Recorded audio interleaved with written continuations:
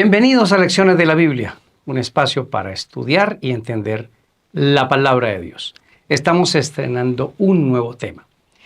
3 meses que si los 3 anteriores que acabamos de terminar fueron emocionantes, estos van a estar mucho más emocionantes, buenísimos. El título general va a ser ¿Cómo interpretar la profecía bíblica? Alusiones, imágenes y símbolos. Uno se pregunta, si tenemos la misma Biblia, ¿por qué hay tantas interpretaciones que derivan tantas denominaciones, que derivan tantos movimientos religiosos y maneras diferentes de pensar si tenemos la misma Biblia? Y es que este es un problema que durante todos estos 3 meses queremos ayudarles a solucionar para que ustedes tengan herramientas de interpretación y no lleguemos a la ligera a interpretar textos que no son. Por ejemplo, hay textos muy mal interpretados, hay textos que son sacados de contexto y que se les hace decir algo diferente de lo que realmente dicen. ¿Por qué? La Biblia tiene unas reglas de interpretación profética. Se llaman hermenéutica y no solamente se aplica a la Biblia, sino se aplica a otras materias. Miren lo que es hermenéutica. Arte de la interpretación, explicación y traducción de la comunicación. Eso se llama la hermenéutica. En otras palabras, este trimestre vamos a estar viendo mucha hermenéutica bíblica. Busque el término en internet, léalo bastante. ¿Por qué? Hay 2 cosas que necesitamos hacer al estudiar la Biblia. Encontrar su coherencia. El Señor es el mismo ayer, hoy y por los siglos. Entonces, cuestiones como que había un método de salvación en el Antiguo Testamento y otro en el Nuevo, que en el Antiguo Testamento esto sí era cierto y esto no era cierto. Eso no es tener coherencia. Entonces, la hermenéutica me da coherencia en la interpretación bíblica. Y segundo, me da confiabilidad. Necesitamos una interpretación confiable. ¿Por qué? Porque lo que yo entienda va a afectar mi creencia, mi comportamiento, y entonces muchas cosas me pueden sorprender. Por ejemplo, la Biblia dice que Israel, como pueblo de Dios, terminó su función y que ahora es la iglesia. Entonces muchos, interpretando mal algunos textos, ponen todas las profecías allá en Israel, mientras por otro lado se está levantando el enemigo y eso los va a sorprender. Así que, bienvenidos, nos encanta tenerles en este trimestre para todo este maravilloso estudio. Quiero recomendarles 3 herramientas que usted puede comprar. Una, mírenla aquí, Diccionario Bíblico Adventista. Cada semana les voy a dar 2 o 3 términos para que usted los estudie y los lea. Cómprelos si le es posible, téngalos, subráyelos. Es una herramienta de estudio maravillosa. Ahora, yo les voy a enviar como herramienta esta semana las 3 cosas que deben leer en el diccionario. Van a leer la introducción, la palabra profeta y la palabra ley. Esto se lo vamos a estar enviando como herramienta adicional. Pero quiero recomendarles 2 libros y por supuesto todas estas promociones no generan para mí ganancia. Es una manera de que usted tenga material de estudio. Estos 2 especialmente van a estar a su alcance económico. Uno se llama Hermenéutica Bíblica.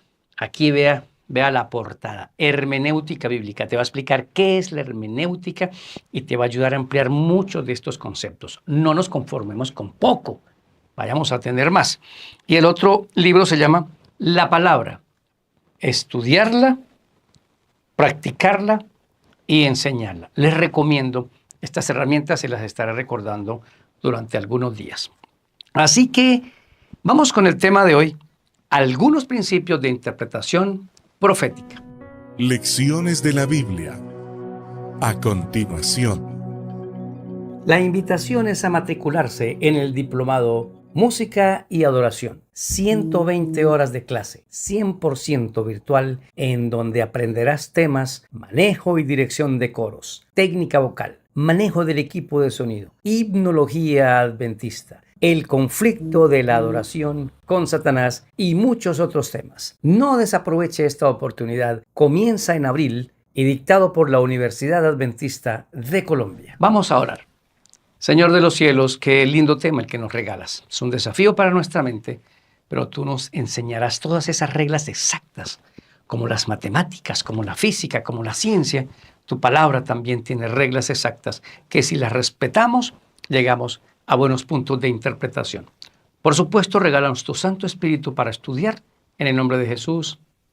Amén. Bien, nuestro texto está en Jeremías 9:24. Sino alábese en esto el que se haya de alabar, en entenderme y conocerme que yo soy el Señor, que actúo con bondad, justicia y rectitud. Por eso me complace, dice el Señor. Este texto de Jeremías dice que Dios se pone muy feliz cuando entendemos su palabra y lo conocemos a Él. Así que sí es posible hacerlo. Vamos a tratar los siguientes temas. Tema 1, la profecía bíblica. Tema 2, el uso de la palabra ley. El tema número 3 es el enfoque profético. El 4 es la lucha entre el bien y el mal. Y el 5, cómo interpretar. Comencemos. La palabra profecía. He de confesar que la palabra profecía o espíritu de profecía lo hemos hecho así, angosto. Es un término muchísimo más amplio. Voy a leerles de Apocalipsis capítulo 10, versículo número 11. Y se me dijo, debes profetizar otra vez acerca de muchos pueblos, naciones, lenguas y reyes. A este pueblo que pasó el chasco en 1844 se le dice, tienes que profetizar en todo el mundo. Entonces, la función de ese pueblo es ir a profetizar. Bueno, ¿qué es profetizar? Profetizar es hacer obra de profeta. El profeta hacía 3 cosas, mírenlo aquí. Anunciaba el amor de Dios, denunciaba el pecado y anunciaba el futuro que Dios le decía. Entonces la obra del profeta no es solamente anunciar el futuro. Cuando se habla de profecía, está hablando de toda la Biblia. Toda la Biblia. Espíritu de profecía. Se llama espíritu porque lo guía el Espíritu Santo este proceso. Y profecía porque habla de toda la revelación bíblica. Y cuando usted dice, voy a leer el espíritu de profecía, está diciendo toda la revelación, toda. Vamos a confirmarlo en 2 de Pedro capítulo 1 del 19 al 21. Además, contamos con la muy confiable palabra profética, a la cual ustedes hacen bien en atender, que es como una antorcha que alumbra en la oscuridad hasta que aclare el día y el lucero de la mañana salga en el corazón de ustedes. Pero antes que nada, deben entender esto, ninguna profecía de la Escritura es de interpretación privada, porque la profecía nunca estuvo bajo el control de la voluntad humana, sino que los santos hombres de Dios hablaron bajo el control del Espíritu Santo. Entonces la palabra profecía, palabra profética, se refiere a toda la revelación, revelación que Dios nos ha dado. Entonces, no la hagamos pequeña, ¿ok? Ahora, esa revelación es muy importante cuando en Apocalipsis 19:10 dice que el testimonio de Jesús es el espíritu de profecía, ¿ven? Este es el testimonio de Jesús, más los libros inspirados que nosotros manejamos en la iglesia. ¿Lo notan? Entonces la palabra profecía no va a ser tomado como la orientación profética hacia los eventos futuros. No. Es que no predican de profecía. La Biblia es la profecía, es la palabra profética más segura. Que para este tiempo tengamos que hacer énfasis en los eventos finales. Eso sí es cierto también, pero lo que estoy diciendo es que vamos a usar esa palabra en un modo más amplio. Punto número 2, la palabra ley. Lean conmigo en el libro de Mateo capítulo 5, versículo 17, una declaración que conocemos mucho de Cristo Jesús, hablando de la ley y el cumplimiento de la ley. Dice así, no piensen ustedes que he venido para abolir la ley o los profetas. No he venido para abolir, sino para cumplir. Ley y los profetas era el nombre que se le daba al Antiguo Testamento. No le decían Antiguo Testamento, decía vamos a leer en la ley y los profetas. Ustedes recuerdan que uno de los reyes redescubre el libro de la ley y lo leen toda una mañana. Los 10 mandamientos se leen rapidito. Pero el libro de la ley es porque estaban leyendo los 5 libros de Moisés. A eso se refería, los 5 libros de Moisés. Todo lo que está ahí, yo no vine a terminarlo, a abolirlo y acabarlo. Vine a que se haga cumplir en lo que ahí estaba escrito. La palabra ley en la Biblia es más amplia que solo la ley de los 10 mandamientos. Miren los diferentes usos. Puede referirse a los 5 libros de Moisés. Puede referirse a los 10 mandamientos. Puede referirse a todas esas leyes del templo y sacrificios. En Romanos capítulo 7 se habla de la ley del pecado, quiere decir la concupiscencia que nos quedó dentro. En Romanos 8 dice la ley de mi mente y habla de cómo el Espíritu Santo trabaja en nuestra mente. Hay leyes administrativas, hay leyes sanitarias, así que cuando estemos tratando de interpretar la palabra ley, nosotros tenemos que saber de qué nos está hablando, porque las palabras tienen muchos usos. Entonces, cuando dice la ley, las obras de la ley, hay que preguntarse de qué está hablando el escritor bíblico. Otro ejemplo es la palabra espíritu. La palabra espíritu puede referirse al Espíritu Santo, puede referirse a una emoción, espíritu de cobardía, puede referirse a los ángeles, espíritus ministradores, puede referirse a los ángeles malos, espíritus de demonios. ¿Ven? Entonces, es el uso de las palabras que debemos que tener cuidado. Por eso he utilizado aquí la palabra ley, que nos va a salir mucho durante estos tiempos. Entonces hay que tener mucho cuidado.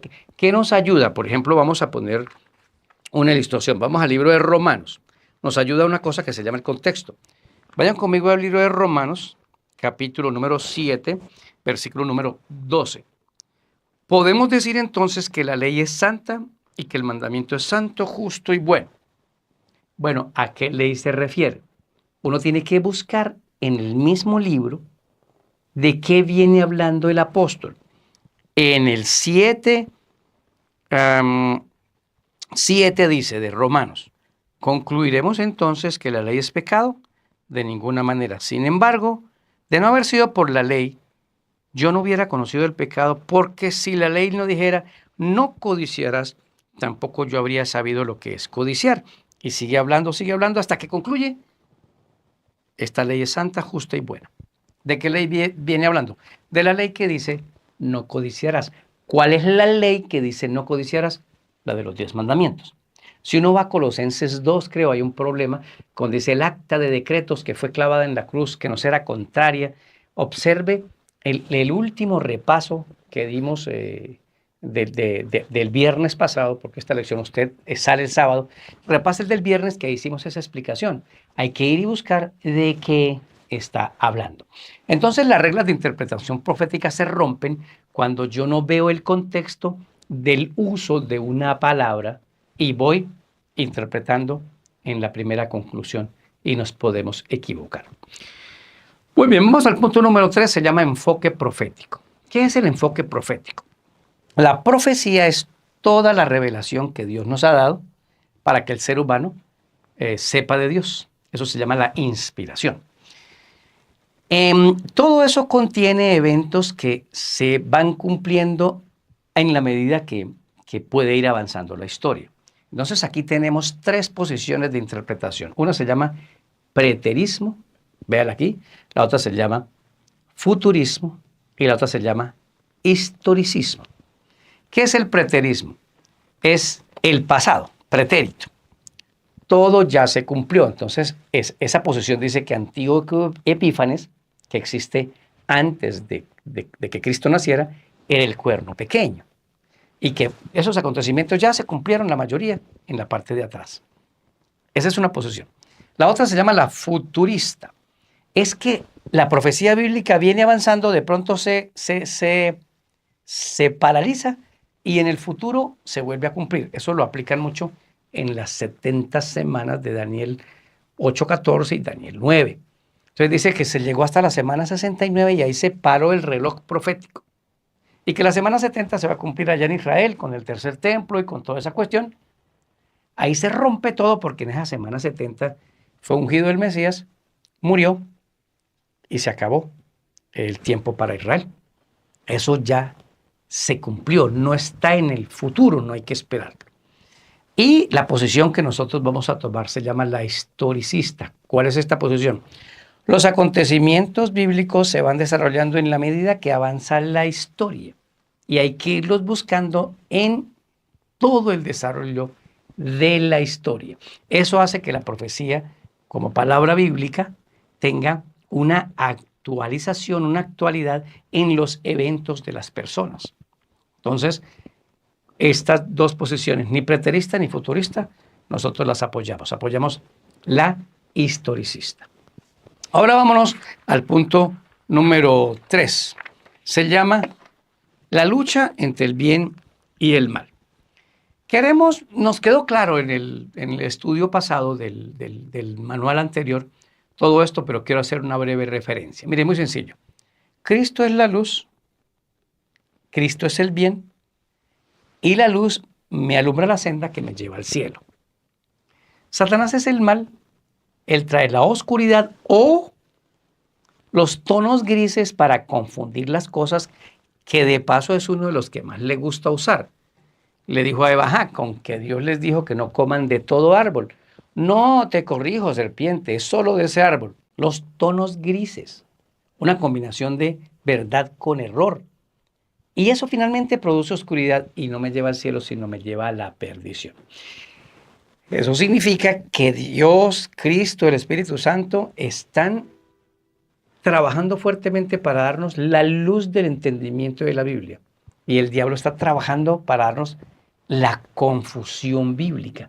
De ahí sale la palabra Babel, de ahí sale la palabra Babilonia. Babilonia confunde, hipnotiza. Eva llega al árbol, lea Génesis 3, dice que lo vio codiciable, lo vio agradable y que eso le iba a dar sabiduría.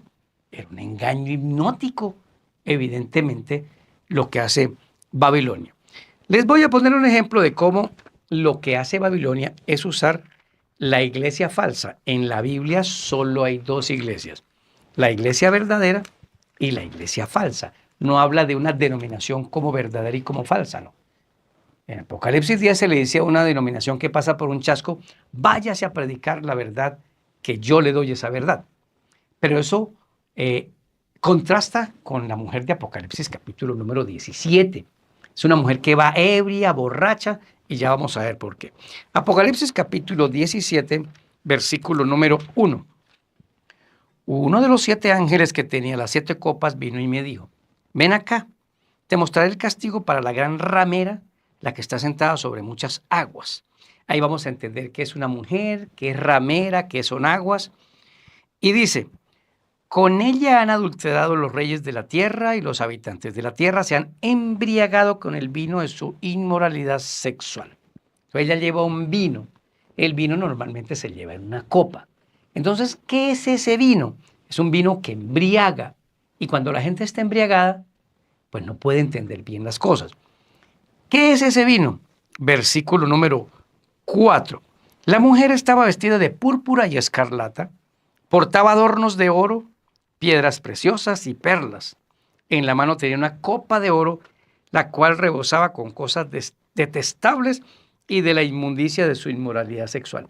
En otra versión dice que en la copa llevaba las abominaciones. Entonces el bien, que es Cristo, nos quiere dar toda la luz, toda la luz, toda la luz para que encontremos la senda.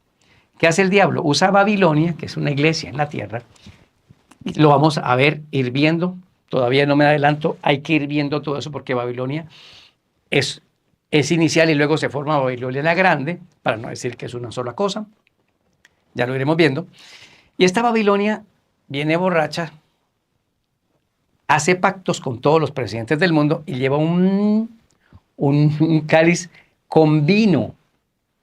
Y el vino se lo da a la gente y la gente se embriaga. El vino son abominaciones, ¿ven? Entonces, las abominaciones es cuando yo voy en contra de Dios para cometer un pecado. Es cambiar lo que Dios puso y decir lo que yo quiero decir. Eso representa el vino fermentado, porque en la Biblia hay vino sin fermentar también, como el de la Santa Cena o Cena del Señor, dos términos que se pueden utilizar tranquilamente, porque esa noche cenaron con el Santo, por eso, aunque el término no aparezca en la Biblia, podemos decir Santa Cena o Cena del Señor, que es un asunto que ni siquiera deberíamos discutir.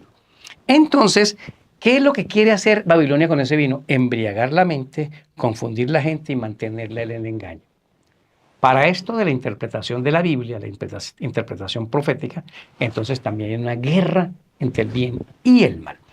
Gracias a Dios que vamos a tener herramientas y este estudio para que usted profundice.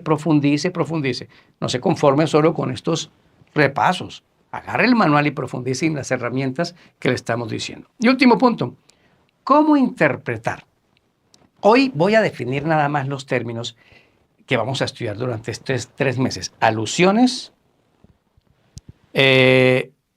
historias, imágenes y metáforas. ¿Qué es una alusión? Es mencionar un acontecimiento que tiene relación con otro, ¿sí? Entonces, por ejemplo, en el Antiguo Testamento se dice, vino un diluvio y Dios destruyó. Y en el Nuevo Testamento, en Mateo 24, dice, como en los días de Noé, así será la venida del Hijo del Hombre. Ahí hay una alusión de dos acontecimientos distintos, pero que van hacia lo mismo y tengo que regresarme a estudiar el diluvio. Historias como la Gomer y el profeta Oseas, que representa cómo nos ama Dios y cómo lo rechazamos a Él. Imágenes, león, cordero, serpiente, etc. Y metáforas como la viña, las parábolas, todo eso es lo que vamos a ver para poder interpretar. Y cada una de ellas en la misma Biblia están para poderlas explicar. No es algo que a mí se me ocurre. Por eso, en 2 de Pedro 1, 19 al 20, dice, ninguna profecía es de interpretación privada. Yo no puedo interpretarla como yo quiero. Entonces, para estudiar, les recomiendo 4 cosas. Número 1, una lectura contextual y de tipo de escudriñamiento. Cuando digo contextual, es que hay que leerlo todo. No se quede con un pedacito. Pero escudriñar es escarbar, ir más profundo. Segundo, solicitar el poder del Espíritu Santo. Esto no es cosa de inteligencia nuestra. Esto es pura bendición del Espíritu Santo. 3, una sincera búsqueda de la verdad. No es que yo quiera confirmar lo que yo creo. Es una búsqueda de la verdad. Y 4, una disposición a obedecer. Dios me da luz, yo debo obedecer. Así que, bueno, ninguna interpretación es privada como yo quiero. La Biblia sí se puede entender, que hay que respetar las normas bíblicas o la hermenéutica, que la Biblia se interpreta a sí misma. Así que bienvenidos al mundo del descubrimiento de la correcta interpretación bíblica. Vamos a tener los jueves en la noche, yo les voy a ir revisando las fechas, programas en vivo para que ustedes hagan preguntas y entre todos nos ayudemos. Y estas preguntas usted las va a ir haciendo aquí en el canal de YouTube, no en los grupos de WhatsApp. Oído, en el canal de YouTube, esas son las preguntas que vamos a responder. Gracias por acompañarnos. Soy Daniel Herrera y deseo para todos un día lleno de bendiciones.